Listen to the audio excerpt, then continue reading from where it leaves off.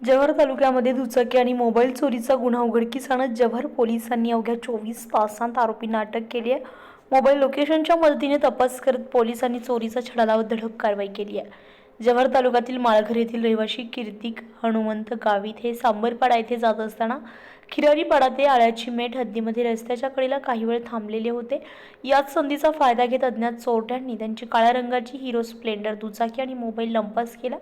चोरी गेलेल्या मालामध्ये Hero Splendor दुचाकी क्रमांक MH48 DF 7180 रेडमी 5 कंपनीचा मोबाईल, सिम कार्ड आणि पांढऱ्या रंगाचा चार्जर यांचा समावेश असून एकूण तब्बल 92,200 रुपये किमतीचा मुद्देमाल चोरीस गेलाय।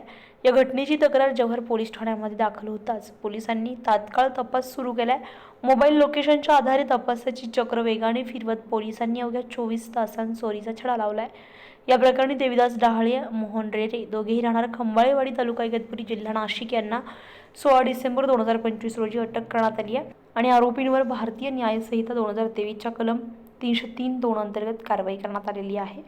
जव्हार पोलिसांच्या या तत्पर आणि प्रभावी कारवाईमुळे नागरिकांमध्ये समाधान व्यक्त होत असून चोरीच्या घटनांवर नियंत्रण मिळण्याची अपेक्षा व्यक्त केली जाते आहे। ब्युरो रिपोर्ट, विकास समाचार न्यूज, जव्हार।